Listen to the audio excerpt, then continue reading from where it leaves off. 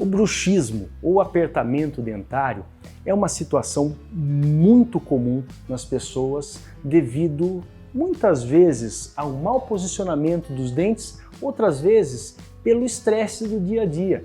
Outras causas também são relacionadas. E o reflexo do bruxismo muitas vezes pode ser a dor nos dentes ou dor de ouvido, sem que a pessoa tenha uma infecção do ouvido. Pode existir dor na musculatura da face e da cabeça que desencadeia problemas como, por exemplo, as cefaleias, as dores de cabeça. As cefaleias, por exemplo, as enxaquecas, algumas vezes elas são, o gatilho delas é o problema da pessoa dormir rangendo os dentes. O que acaba acontecendo é que esses músculos da face, que são músculos muito potentes, eles acabam trabalhando demais, tensionando demais e esfregando a mandíbula. Quando a pessoa tem essa dor nessa musculatura, ela pode irradiar e causar algum desequilíbrio na articulação temporomandibular, que fica exatamente na frente do meato acústico.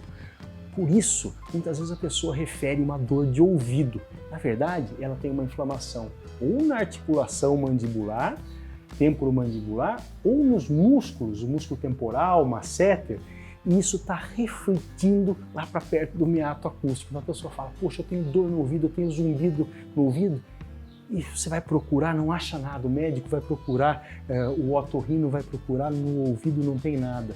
A pessoa está fazendo o apertamento dentário. Qual a solução para isso? O dentista tem condição de entender o que está causando isso.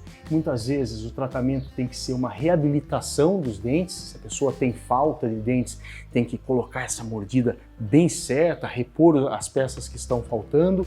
Outras vezes, tratamento ortodôntico para fazer com que essa mordida comece a encaixar de uma forma mais correta.